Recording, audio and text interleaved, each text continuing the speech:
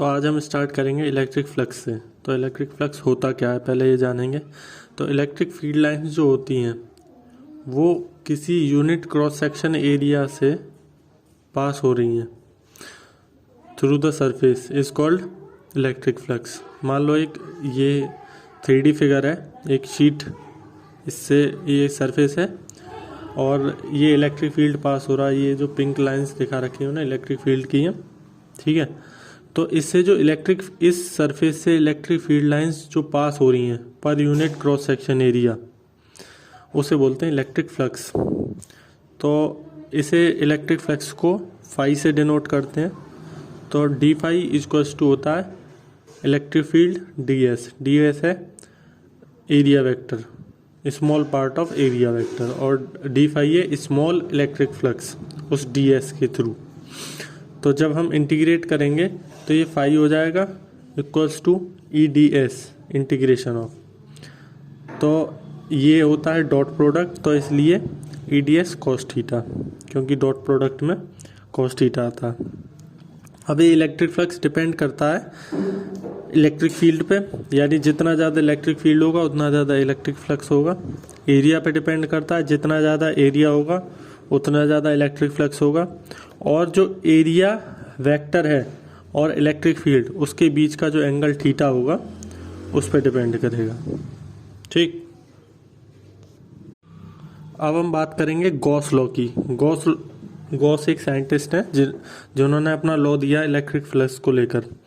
तो ये कहता है कि इलेक्ट्रिक फ्लक्स जो पास हो रहा है थ्रू क्लोज सरफेस वो इक्वल टू होगा 1/ε0 times of total charge enclosed by the surface. मान लो ये सरफेस है, इस सरफेस में जितना भी चार्ज है उसका 1/ε0 टाइम्स होगा इलेक्ट्रिक फ्लक्स इस सरफेस के थ्रू। तो ये एक तरह से मान लीजिए 3D फिगर है, मतलब बॉल जो देखी होगी आपने वो इस तरह से है। तो जो इलेक्ट्रिक फ्लक्स जो होगा ये डायरेक्शन है एरिया वेक्टर की, ठीक है। जो एरिया वेक्टर होता है वो हमेशा परपेंडिकुलर निकलेगा उस सरफेस या कंडक्टर जो भी होगा उससे, और ये डायरेक्शन है इलेक्ट्रिक फील्ड की। तो ये दोनों सेम डायरेक्शन में है। तो हम जानते हैं कि फाई इक्वल्स टू होता है ए डी एस, ठीक है। तो ई डी एस कॉस थीटा।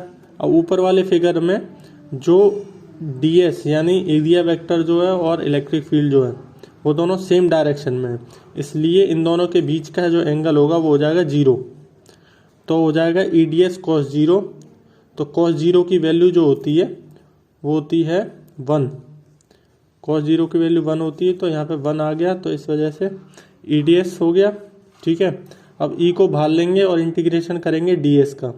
तो डी एस का जब इंटीग्रेशन करेंगे तो ये हो जाएगा 4πr²। जो स्फीयर होता है उसका एरिया, सरफेस एरिया होता 4πr², और इलेक्ट्रिक फील्ड की वैल्यू हमने रखी है 1/4πε0 Q/r²। तो इस हिसाब से जो ई डी एस है वो बराबर होगा Q/ε0 के। क्यों? क्योंकि ये 4π और r² ये इससे कट जाएगा पूरा, तो बचेगा क्या? Q/ε। अब हम बात करेंगे application of Gauss law. Gauss law के क्या एप्लीकेशन है? पहला एप्लीकेशन आता है एक स्ट्रेट चार्ज कंडक्टर के वजह से जो इलेक्ट्रिक फील्ड होगा किसी पॉइंट पर वो निकालेंगे हम। तो हम एक कंडक्टर कंसीडर करेंगे, लेंथ L होगी जिसकी, ठीक है, और Q चार्ज होगा उसमें यूनिफॉर्मली डिस्ट्रीब्यूटेड होगा थ्रू द लेंथ, मतलब लेंथ वाइज ये डिस्ट्रीब्यूटेड होगा। ये जो आप ब्लू लाइन देख रहे हो ये स्ट्रेट चार्ज कंडक्टर है, ठीक है, L लेंथ का, और Q चार्ज इसमें यूनिफॉर्मली डिस्ट्रीब्यूटेड लेंथ वाइज, ठीक है। अब हमें इलेक्ट्रिक फील्ड निकालना है इस पॉइंट P पर। तो इस पॉइंट P पर इलेक्ट्रिक फील्ड निकालने के लिए हम क्या करेंगे, एक इमेजिनरी गॉसियन सरफेस अज्यूम कर लेंगे हम, जो मैंने ये ऑरेंज कलर से जो बनाया है सिलेंड्रिकल गॉसियन सरफेस, जिसका हम यूज करेंगे इस पॉइंट P पर इलेक्ट्रिक फील्ड निकालने के लिए इस चार्ज कंडक्टर की वजह से, ठीक है। तो गॉस लॉ की अकॉर्डिंग क्या होगा, E D S equals to Q/ε0 होता है, ठीक है, और E D S cos theta क्योंकि डॉट प्रोडक्ट है।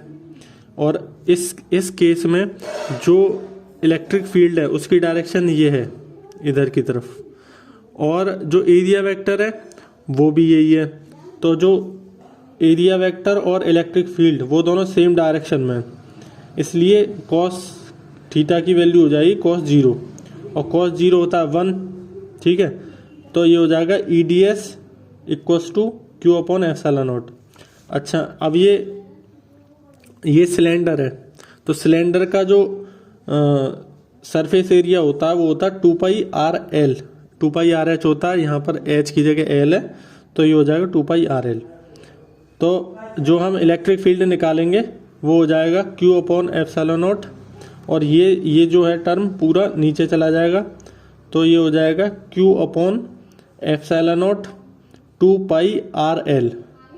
अब क्यू अपॉन एल की जगह पे हम लैम्डा लिख देंगे, बाकी सारी चीज़ एक जैसे रहेगी, तो ये इलेक्ट्रिक फील्ड निकल जाएगा स्ट्रेट चार्ज कंडक्टर की वजह से, ठीक।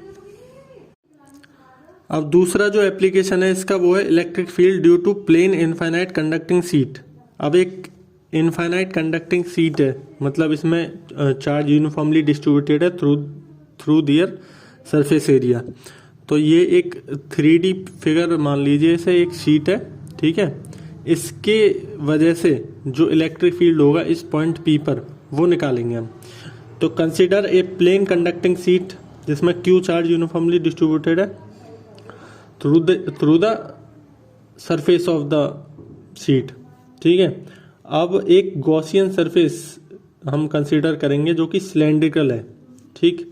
इस सिलेंड्रिकल गॉसियन सरफेस को यूज करेंगे हम इस पॉइंट P पर इलेक्ट्रिक फील्ड निकालने के लिए, किसकी वजह से, इस शीट की वजह से, ठीक है।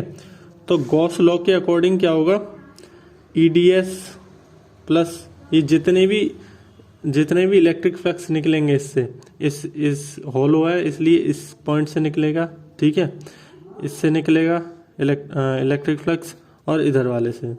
तो EDS 1 हो गया, EDS 2 हो गया, EDS 3 हो गया, और सारा का सम जो होगा वो होगा क्यू अपॉन एप्सिलॉन नॉट के बराबर।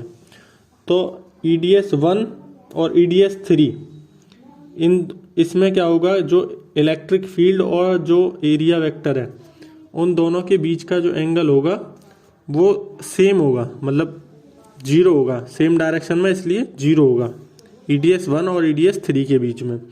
तो ये हो जाएगा EDS cos 0 और 3 वाला भी EDS cos 0।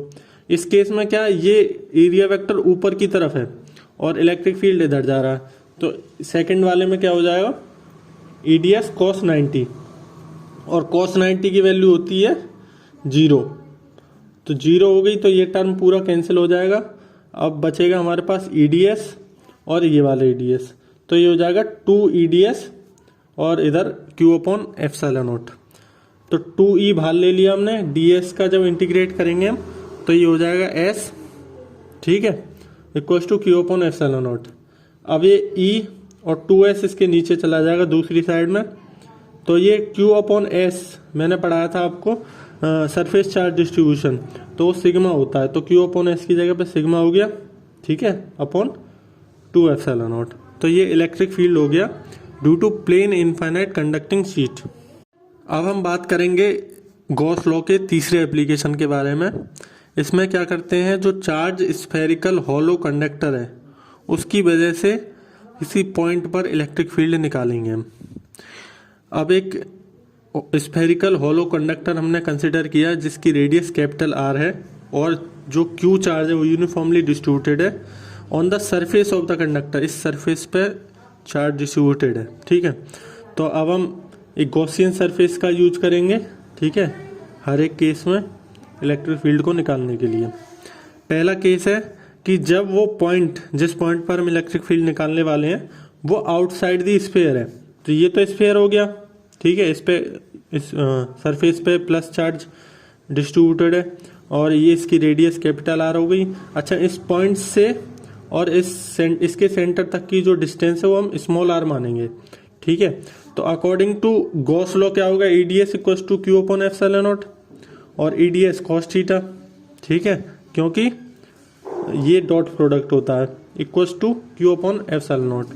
अब इस केस में भी इलेक्ट्रिक फील्ड और एरिया वेक्टर सेम डायरेक्शन में होंगे, तो जो थीटा की वैल्यू होगी वो cos 0 हो जाएगी।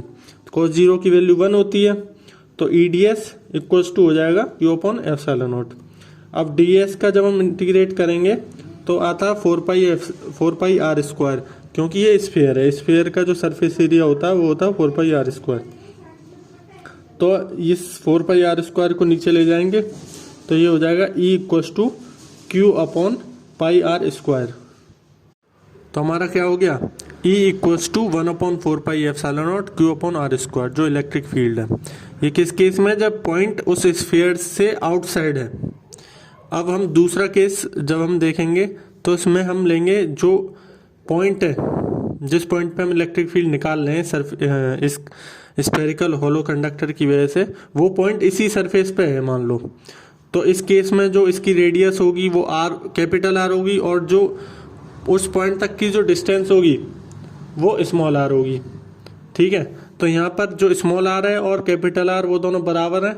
तो उस केस में जो हमने निकाला था electric field outside the sphere, जब पॉइंट लाई कर रहा है, उस केस में हम स्मॉल r ले रहे थे, अब हम कैपिटल R लेंगे। ठीक है, बाकी सब सेम है। इसके बाद हम तीसरा जो केस लेंगे वो है कि जब सरफेस के अंदर वो पॉइंट लाई कर रहा है, तो इस पॉइंट से और उसके सेंटर तक की जो डिस्टेंस R ली थी हमने, और जो कंडक्टर है उसकी जो रेडियस है वो कैपिटल R है।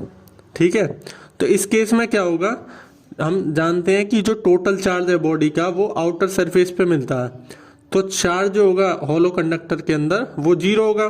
तो जब Q 0 हो गया, तो जब Q 0 हो गया तो EV 0 हो जाएगा।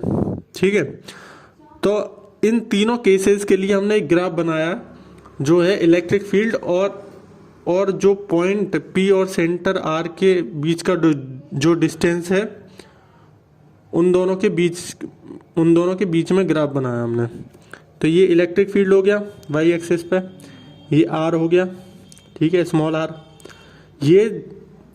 ये जब स्मॉल r और कैपिटल R बराबर है, उस टाइम पे मैक्सिमम इलेक्ट्रिक फील्ड मिलेगा हमें। ठीक है, और अगर जो स्मॉल r है वो कैपिटल R से कम है, उस केस में कुछ नहीं मिलेगा, कोई इलेक्ट्रिक फील्ड नहीं मिलेगा, क्योंकि चार्ज सरफेस पे ही मिलता है।